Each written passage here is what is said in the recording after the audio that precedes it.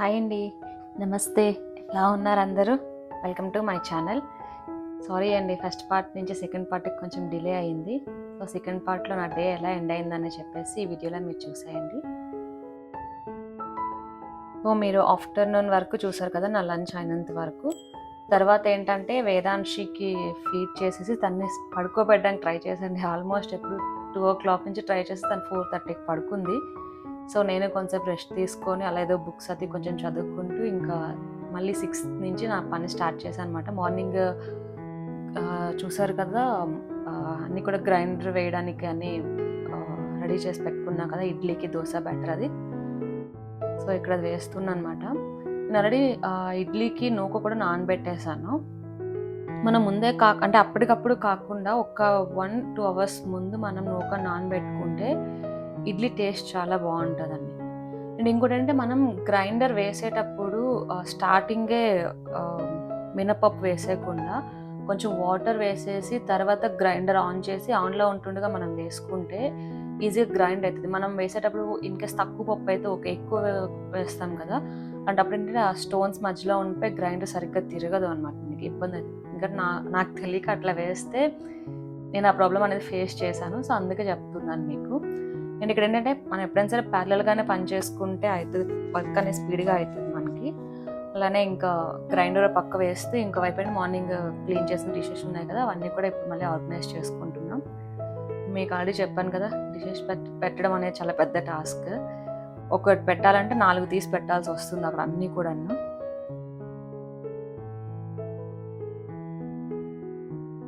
So ఇదే main నాకు అసలు నచ్చని పని ఏదైనా ఉందంటే ఇదొక్కటి. అండ్ క్లాత్స్ ఫోల్డ్ చేసేసి పెట్టడం. ఎన్ని డిషెస్ వాష్ చేయమన్నా చేస్తాను, ఎన్ని క్లాత్స్ వాష్ చేయమన్నా చేస్తాను, కానీ ఆర్గనైజ్ చేయమంటే మాత్రం చాలా చిరాగ్గా ఉంటుంది నాకు. మరి ఎంతమందికి ఇలా ఉంటుందో తెలీదు, బట్ నాకైతే మాత్రం అలానే ఉంటుంది. అండ్ ఇంకోటి ఏంటంటే మనం ఇడ్లీ బ్యాటర్ చేసుకునేటప్పుడు గట్టిగా కాకుండా కొంచెం లూజ్గానే చేసుకుంటే బాగుంటుంది అన్నమాట. ఇడ్లీ కొంచెం మనకు ఫ్లఫీగా వస్తాయి. ఇడ్లీ అనేది తినడానికి కూడా చాలా బాగుంటుంది మనకి. అండ్ నేను ఏంటంటే ఇడ్లీ వేసేటప్పుడు 1:3 రేషియోలో నూక వేస్తాను. అంటే 1 గ్లాస్ మినప్పప్పు తీసుకున్నామంటే 3 glasses రవ్వ తీసుకుంటాను నేను.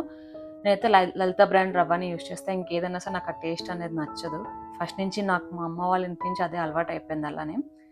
సో ఇంకా అటుపక్క ప్యారలల్గా ఇంకా కొన్ని పనులు చేస్తూ డిషెస్ అన్ని కూడా ఆర్గనైజ్ చేసేసి అండ్ ఇక్కడ రుబ్బు కూడా చూస్తున్నాను అన్నమాట, ఎంతవరకు వచ్చింది ఏంటి అని చెప్పేసి. నేను అది వేసే టైంకి వేదాంశి అయితే నిద్రపోయింది. సో ఇప్పుడు లేచింది, వస్తుంది ఇంకా నెక్స్ట్. ఆల్మోస్ట్ తన రోజు ఒక 2 hours పడుకుంది. 4 నుంచి 6:30 కొంచెం లేట్ ఈవినింగ్ వరకునే పడుకుంది. ఎందుకని చెప్పాక తను కొంచెం హెల్త్ అది బాగాలే అని చెప్పేసి. సో అందుకనేసి పడుకుంది. అదిగోండి లేచింది, వచ్చింది. కిచెన్లో ఉన్నా కదా, వచ్చింది ఏం చేస్తున్నా అని చెప్పి. సో ఇంకా నేనంటే ఆయిల్ డిస్పెన్సర్లో ఆయిల్ వేస్తుంటే తను కూడా నేను వేస్తాను ఇచ్చి అని చెప్పి స్టార్ట్ చేసింది అనమాట. ఇంకా వేదాంశి కిచెన్లోకి వస్తే ఎలా ఉంటుంది మీకు తెలుసు కదా, ఇంకా అక్కడ నాకు కూర్చోబెట్టు అని చెప్పేసి నేను ఎలా వర్క్ చేస్తున్నా చూస్తుంది. నేను చేస్తుంటే అలా కాదు ఇలా అని చెప్తుంది. అక్కడ ఏం చేస్తున్నావు ఏంటి అని చెప్పేసి అడుగుతుంది అనమాట. నేను ఇడ్లీ రవ్వ కూడా ఏంటంటే మనం వాటర్ మనకి ఎంత వీలైతే అంతవరకు వాటర్ స్క్వీజ్ చేసేసి ఉంచుకోవాలి.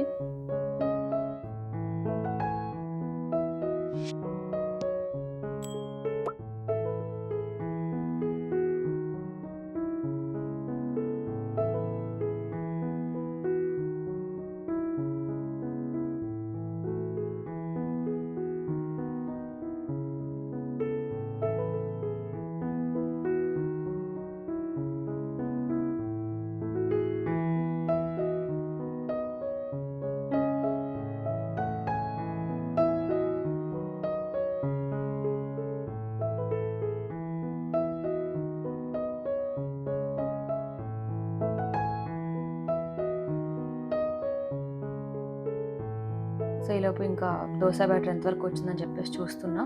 అండ్ ఏంటంటే తర్వాత నాకు అక్కడ షింక్ అనేది క్లీన్ అవ్వాలి కాబట్టి షింక్లో ఉన్న డిషెస్ అన్నీ తీసుకెళ్ళి బయట అంటే కిచెన్ పక్కన యూటిలిటీ ఉంటుంది, యూటిలిటీలో అన్నీ కూడా పెట్టేస్తున్నాను అనమాట. ఈలోపు ఇంకా వేదాంశి నా వాచ్ తీసుకుని వాచ్తో ఆడుతుంది, తనకు పెట్టాలంటే అది.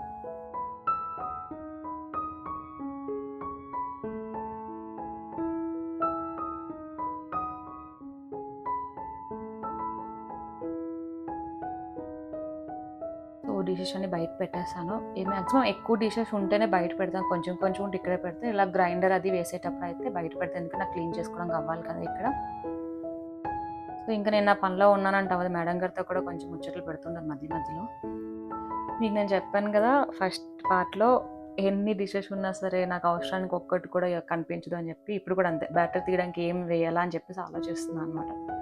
మళ్ళీ లోపల ఉన్నవన్నీ తీస్తే ఒకటి దొరికింది, దానిలో వేస్తున్నాను.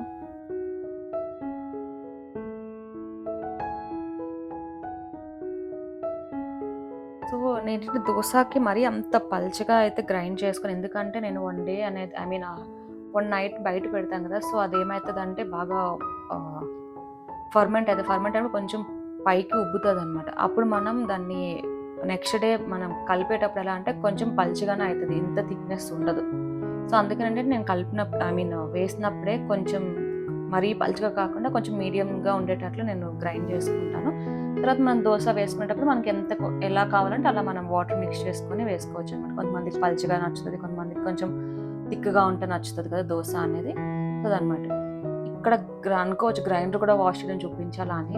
ఇక్కడ చాలా మంది చేసే మిస్టేక్ ఏంటంటే పైన మనం అట్లా జస్ట్ వాటర్ వేస్తే పోతుంది కదా అని చెప్పేసి అలా వాష్ చేసేస్తుంటాం. బట్ అలా కాదు, మనకి తెలియకుండానే చాలా వరకు కూడా ఆ ఫుడ్ పార్టికల్ అనేది దాంట్లో ఉండిపోతుంది. అదే బ్యాటర్ అనేది ఆ కార్నర్స్లో ఉండిపోతుంటుంది. దాన్ని మనం ఎంత నీట్గా క్లీన్ చేస్తే అంత బాగుంటుంది. ఎందుకంటే మనం డైలీ యూజ్ చేసే ఐటమ్ అయితే కాదు, మనం ఎప్పుడో వీక్లీ వన్స్ ట్వైస్ దాన్ని యూజ్ చేస్తుంటాం. సో అందుకేంటంటే ఎంత నీట్గా క్లీన్ చేస్తే అంత బాగుంటుంది. ఆ స్టోన్ ఉంది కదా, దాని మధ్యలో కూడా బ్యాటర్ ఉండిపోతుంది.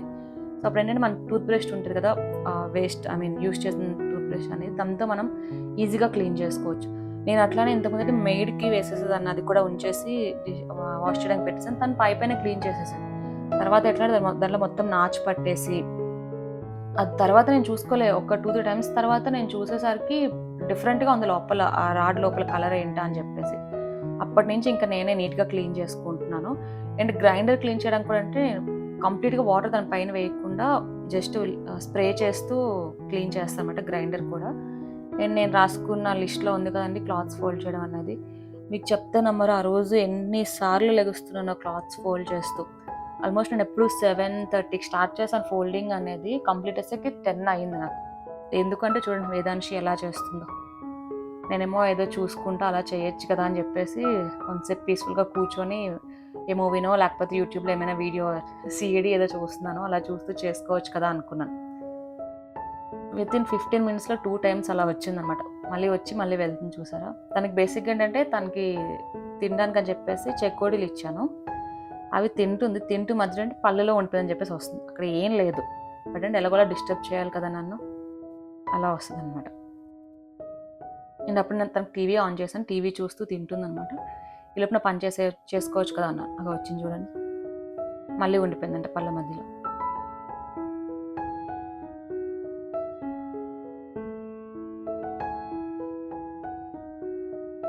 అక్కడ ఏముండదు చూడటానికి, బట్ పైన ఉంది కింద ఉంది అని చెప్తుంది. మళ్ళీ ఒక 10 మినిట్స్ అయిన తర్వాత మళ్ళీ వస్తామా వాష్ చేయ హ్యాండ్స్. ఇది పెద్ద ఓసిడి ఫెల్లో నాకు. ఏం తిన్నా కొంచెం ఉన్నా సరే వెంటనే వాష్ చేసేయాలి. చేతికి కొంచెం అంటుకుందంటే లేదు, కొంచెం తుడిచేస్తాను రా క్లాత్తో అంటే లేదు. సో ఇంకా మా డిన్నర్ అంతా అయిపోయింది, వేదాంశికి కూడా ఫీడ్ చేసేసాను. సో డిన్నర్ అయిపోయింది చూపించలేదు అనుకుంటున్నారేమో. బేసిక్గా ఏంటంటే నైట్ డిన్నర్ అనేది మేము నార్మల్గా ఫ్రూట్సే తింటాం. ఆఫ్టర్నూన్ లంచ్ అయిన తర్వాత ఈవినింగ్ లైట్గా స్నాక్స్లో ఫ్రూట్ ఆర్ సమ్ పల్లి అలాంటిది ఏమైనా తీసుకుంటాం అనమాట. ఏమైనా బాయిల్డ్ చెనా అవి ఉంటాయి కదా, అవి తింటాం. లేదు అంటే కొంచెం ఎర్లీగానే డిన్నర్ కంప్లీట్ చేసేస్తాం 7:30 to 8. బట్ ఆ రోజు మా హస్బెండ్ కూడా తినను అని చెప్పేసి అన్నారు. మరి నాకు కూడా పెద్ద తినే ఇంట్రెస్ట్ అయితే లేదు, అందుకే ఇంకా రోజు ఫ్రూట్స్ కట్ చేసుకొని అలా తను వర్క్ చేస్తూ నేను నా పనిలో ఉంటే అలా తినేస్తాం. వేదాంశికి ఏంటంటే ఇడ్లీ పెట్టాను అనమాట, నేను అది వీడియో అయితే తీయలేదు. సో ఇంకా కిచెన్ క్లీనింగ్ చెప్పాను కదా, కొంచెం డీప్ క్లీనింగ్ ఈరోజు ఉంది అని చెప్పేసి. సో నేను ఎలా క్లీన్ చేస్తా అంటే కిచెన్, మనకి వెనిగర్ ఉంటుంది కదా, కుకింగ్కి యూజ్ చేసే వెనిగర్ కాదు, క్లీనింగ్ వెనిగర్ అని చెప్పేసి ఉంటుంది మనకి. సో అదే ఒక బాటిల్లో వేసుకొని వాటర్ అది మిక్స్ చేస్తూ నేను క్లీన్ చేస్తాను అనమాట మొత్తం.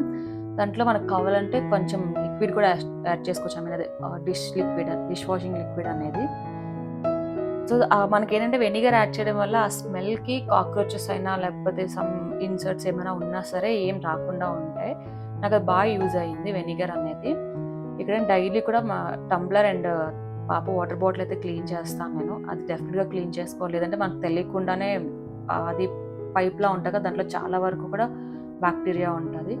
అండ్ కిచెన్ క్లీన్ అయిన తర్వాత ఇంకా డైనింగ్ టేబుల్ డైలీ ఉండేది. ఇది ఏంటంటే మా హౌస్ అనేది రోడ్డు పక్కన ఉంటుంది అనమాట. అంటే మధ్యలో ఇంకేం ఉండదు, పక్క అపార్ట్మెంట్ స్విమ్మింగ్ పూల్ అదే ఉంటుంది. సో ఓపెన్ ప్లేస్ అవ్వడం వల్ల చాలా ఎక్కువ డస్ట్ వస్తుంది డైనింగ్ టేబుల్ పైన. సో డైలీ ఎంత క్లీన్ చేసినా సరే వస్తూనే ఉంటుంది అనమాట డస్ట్ అనేది. ఇంకా మార్నింగ్ వాష్ చేసిన ఉన్నాయి కదా బెడ్షీట్స్ అండ్ పిల్లో కవర్స్, అవన్నీ కూడా పెడుతున్నా. ఆ పెడుతుంటే మధ్యలో ఎన్నిసార్లు వీడియో నేను కట్ చేసా అంటే ఆల్మోస్ట్ ఒక 5-6 టైమ్స్ నేను కట్ చేశాను వీడియో అనేది. అంత ఇబ్బంది పెట్టింది. చూడండి, మేము వేస్తుంటే బొమ్మలు తెచ్చి దాని పైన వేస్తుంది, బెడ్షీట్ పైన. నేను బెడ్ కిందకి వెళ్ళి ఏం చేస్తున్నా అనుకుంటున్నారా, దాని కింద ఒక చిన్న సైజు షాప్ పెట్టేసింది అన్నమాట వేదాంశి. ఎన్ని ఉన్నాయో మనం పెట్టుకునే టిక్ టాక్స్ ఉంటాయి కదా క్లిప్స్, అవి ఆల్మోస్ట్ ఒక హాఫ్ డజన్ నుండి ఉంటాయి కింద. ఇంకా తన టాయ్స్ ఏవో చిన్నవి ఎన్ని పెట్టిందో బెడ్ కింద, ఎప్పుడు వేసిందో కూడా తెలియదు నాకు. సో ఇది మ్యాక్సిమం ఇదంతా అయ్యేసరికి నాకు టైం అనేది 12:30 అయ్యింది. బట్ నేను పడుకునే 12:30కి అయితే కాదు, వేదాంశి పడుకునేసరికి 1:30 అట్లా అయ్యింది. సో తను పడుకున్నాక నేను వీడియో ఎడిట్ చేసుకొని అన్నీ చేసి నేను పడుకునేసరికి ఆల్మోస్ట్ 2 అయ్యింది, 2:30 అయ్యింది. సో ఈ వీడియో కనుక మీకు నచ్చినట్లయితే please like, share and subscribe to my channel.